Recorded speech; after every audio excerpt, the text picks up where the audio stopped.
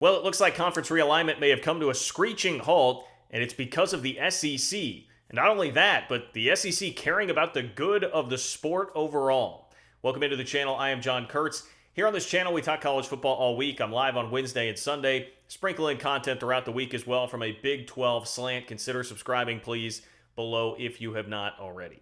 The reporting today comes from Saturday Down South, and I know maybe a little skeptical there. That's a pretty reputable college football outlet. But Dennis Dodd of CBS Sports backed up this reporting, said it was huge as far as ramifications for conference realignment go. So again, with anything here, I do have to say take it with whatever grain of salt that you want, but this has been backed up by CBS Sports. Here's the report from Saturday Down South. It says, the preference of SEC presidents is to not expand beyond 16 teams, multiple industry sources tell Saturday Down South. Quote, we're positioned at 16 for a robust future, an SEC athletic director told Saturday Down South.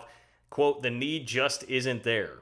Potential future moves on the expansion front could change that need, two SEC sources say, but conference presidents believe the SEC is positioned well for the future growth of college football. Quote, I don't see any expansion move as threatening to us, an SEC source told Saturday Down South. So the SEC does not seem very intimidated by the Big Ten adding USC and UCLA, and apparently does not feel a need to make an immediate corresponding move here to try and respond in kind to what the Big Ten did. Now, it says in the article, when asked if Notre Dame to the Big Ten would be a threatening move, the SEC source said, why? I'll put our product versus anyone's product. So we're going to just add schools to add schools. There's no value in that. And that does come back to the conversation we've been having about the threshold for adding somebody to the Big Ten. Oregon and Washington were at least $30 million or so off from adding value to the Big Ten on a per-team basis. If you were to add them and then have to cut the pie an extra way, they're not bringing enough in. The SEC apparently feels the same way. More from the article. It says a move that could force the SEC to change its stance would be the Big Ten adding Notre Dame and moving to 20 teams by adding Pac 12 and or ACC schools. If and until then, any thought of SEC expansion isn't the preference. Look, it makes sense. I mean, the SEC should have confidence. Their product does match up as well against anybody in the country. The Big Ten, even right now, sitting with USC and UCLA, you're going to take the SEC's product head-to-head against the Big Ten. They are certainly right there and very competitive and don't need to make a move if they don't feel like it's somebody that really does add something. But I do have to wonder if Notre Dame went to the Big Ten, how legitimate this would hold up. Because in realignment, everybody gets really antsy. There are these like panic moments where people want to react. And if that were to happen, and the Big Ten has now made two moves where they're adding USC and Notre Dame and whatever other filler is going to be there in their conference as well, I do wonder if the SEC at that point would feel the pressure to do so. Even if it's just Notre Dame and Stanford, they're only at 18, they're not at 20. I could see things changing in the SEC just because you get power hungry and you want to make sure you're like asserting your dominance at that point. So we'll see. Actions speak far louder than words, as we've learned in conference realignment. Just ask the Pac 12 about that whole alliance thing with one of the conferences involved here, of course, being the Big Ten. But I think this is really a combination. I would guess this is a combination, if you're the SEC, of, yes, we're content with where we're at. It would take a lot for somebody to come in and actually add value to us. And, oh, by the way, the ACC stuff is really messy. The ACC stuff is very messy with the grant of rights for 14 years. And even though there's talk, big talk, seemingly from ACC country, that those schools would try to fight it in court and figure it out, that's still a massive headache. And I would think that this is a combo of both of those things, speaking for the SEC. Says in the article, any addition to the conference would have to be a significant addition that checks multiple boxes, including a blue blood brand, elite TV draw, and the right fit. The right fit as big factor as revenue, multiple SEC sources confirm. So they're saying they can be picky. The SEC is in a position to be very, very picky, much like the Big Ten right now. While there may be a few remaining schools outside of Notre Dame that could make sense for the SEC, the preference of conference presidents is to keep college football intact moving forward, an industry source said. In late May at the SEC spring meetings, when asked about the SEC moving alone on future postseason commitments, Commissioner Greg Sankey said the preference of SEC presidents was a playoff that included all of FBS. Sankey said SEC presidents would move forward with the current 4-team model and would take an 8-team model with at-large selections, but the preference was a playoff that gave access to all of FBS. The message was clear. College football is better with all involved. Quote, we talk about value all the time. Well, there's great value in college football as a whole, another SEC source said. Quote, I don't think any of us in any conference can ignore that. There's too much empirical data that shows that. Well, that's great news for those of us in Big 12 country, and that's great news for everybody that's not in the Big 10 or the SEC. It appears the SEC certainly sees value in the game staying intact at least somewhat the way that it is right now. Now, things have changed dramatically. Toothpaste is out of the tube. You can't go back. We are probably still ultimately heading toward the two-league model, but at least for now, the SEC is seeing the value in, hey, we may lose actual viewers. We may legitimately lose viewers if it goes quickly to this two-league thing, and it won't become as valuable for us. We talked about that here on this channel. There is a chance that this would be too much money in the short term for long-term disaster, where the sport could totally fold and there would not be as much interest and there would not be a huge next contract because you would lose so much of the regionality of college football and you'd be losing large swaths of fans. The SEC seems to realize that, at least for right now.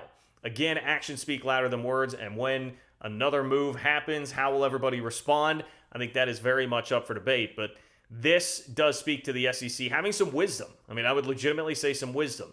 And I would add this too. Remember, Greg Sankey was basically giving the rest of the college football world a handout with the playoff that he had proposed. The 12-team playoff that he worked on with Jack Swarbrick of Notre Dame, who clearly was upset that Jim Phillips of the ACC killed it. That was giving everybody a handout and allowing a free pass for every other conference champion. That speaks to the values that are being talked about here as far as it relates to the SEC. So I think you have to give Sankey a lot of credit there and say, hey man, this guy actually is kind of a man of his word here based on the actions of the SEC as of right now, subject to change. Now, on the Pac 12 front, because I think everybody would realize the way movement could still happen here is if the Big 12 can pluck away teams from the Pac 12. At least from the Pac 12 propaganda machine right now, it's looking like that's not going to happen anytime soon.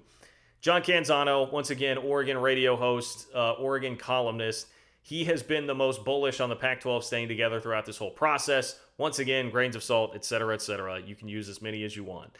But here was his latest report. It says, this is a quote from a sitting Pac 12 AD. It says, the fact that we had a really quiet weekend says a lot. Now, Canzano adds, 2 other Pac 12 ADs told me late last week they were confident the remaining 10 members of the conference would stick together. Said a third on Monday morning. Quote, I would agree with those other 2 ADs. The dialogue has been candid, productive, and forward-thinking. The numbers point to the remaining 10 sticking together. The ADs were on standby over the weekend, but the silence was greeted by athletic department leaders as a positive sign. The Pac 12 entered into an exclusive 30-day negotiating window with ESPN and Fox last week. It appears TV will play kingmaker here in determining what happens, but the prevailing sentiment is that the Pac 12 members are currently unified. We'll see what happens when TV numbers come back. That is what could change everything right here. And Canzano, again, you're not going to like this if you're a Big 12 fan. He's very bullish on those 4 corner schools not budging to the Big 12. He says Utah, Colorado, Arizona, and Arizona State were initially thought to be poachable by the Big 12, but I'm now told by multiple Pac-12 sources that those 4 corner universities wouldn't leave unless the conference splintered apart first. Particularly strong language from Canzano on this front the entire time, and there is more of that. But here's the thing, man. If the Pac-12 TV contract does come back and they say, yeah, well, it'd be about $220 million for you 10, and that's $22 million per school, you're going to have schools bolt. Because we've seen reports that the Big 12s could be upwards of $42 million, even with just the conference without Texas and Oklahoma, without any other additions, which would obviously be significantly more than that. Now, I'm sure they're getting data too on what the Big 12s could look like, and there's just a lot that can play out, I guess is the point here. And it could change very quickly if the Pac-12 realizes they're going to be super far behind from a financial standpoint. And I don't agree with this last part where Canzano says, if the 4 ditched, they'd be trading the TV markets in Seattle, Portland, and the Bay Area for ones in Dallas, Houston, and Orlando. The West Coast TV market matters to ESPN in particular. It already has the ACC and SEC under contract. From a TV strategy standpoint, the Pac-12's foothold in the Pacific time zone is advantageous. I don't know, man. If they added those 4 schools, that seems to be pretty advantageous for either Fox or ESPN to pick up, and therefore increasing TV value to those schools to go. We're not really talking about markets so much anymore in this round of realignment like we were in the last round of realignment. Much more about brands, much more about, in this case, stability. Where will you have a home in the future? And above all else, once again, money. And I fail to see how the 10-team Pac-12, even with Oregon and Washington still in it, is going to net them as much money as what the Big 12 is going to get or stands to get with this next TV deal. So, to be determined. This has been a guy who's turned into propaganda, maybe a little bit too harsh, but it certainly has been much more favorable than even John Wilner, who's the guy that broke the USC and UCLA story. he seems much more open to these things still being on the table. But big picture-wise, I think we are heading into probably a couple-week period, at least here, where things are relatively quiet on the realignment front. But hey, you know I'll be here to cover it the whole time, so stay tuned to the channel. Subscribe if you have not. Click the bell to make sure you know when I'm going live, which is Wednesday and Sunday, or when I drop some new content throughout the week. Follow me on Twitter at JLKurtz, and I will talk to you guys soon.